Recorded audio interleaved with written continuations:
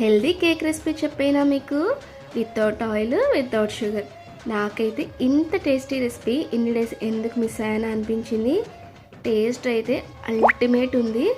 ఎలా చేయాలో చూసేద్దామా? 10 to 12 డేట్స్లో కాచిన పాలు వేసి స్మూత్గా గ్రైండ్ చేసుకోవాలి. ఇందులోకి బేకింగ్ పౌడర్, బేకింగ్ సోడా, అలాగే 2 eggs వేసి 1 కప్పు వీట్ ఫ్లోరు, 1 కప్పు మైదా, చాకో చిప్స్, వెనిల్లా ఎసెన్స్ వేసి మొత్తం కలిసేలా కలుపుకొని కేక్ మౌల్డ్లో యాడ్ చేసి ఎయిర్ లేకుండా ట్యాప్ చేసి చాకో చిప్స్ యాడ్ చేశాను. If you like dry fruits you can add. 30 to 40 minutes medium ఫ్లేమ్లో బేక్ చేసుకోవాలి. అంతే అండి, ఫ్లఫీ కేక్ రెడీ. ఏంటండి, కేక్ రెడీ చేయడానికి ప్రిపేర్ అయిపోతున్నారా?